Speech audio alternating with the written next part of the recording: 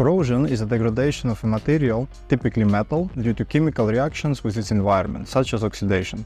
The process can compromise the structural and functional integrity of materials, affecting their performance and durability.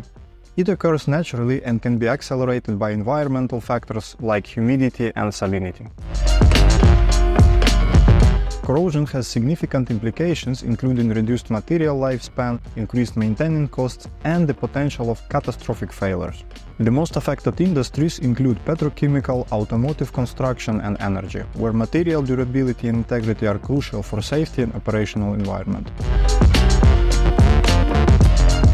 To reduce corrosion, strategies such as applying protective coatings, using corrosion inhibitors, designing corrosion-resistant materials, and implementing monitoring and prevention maintenance systems can be followed. These strategies help protect materials, extend their lifespan, and ensure optimal performance under various environmental conditions.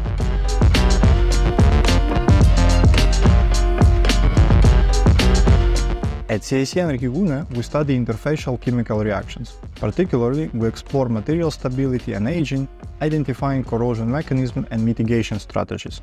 In addition, we have a methodology to study the mechanism of corrosion under most severe environments, like molten salts, dynamic conditions, and high temperatures.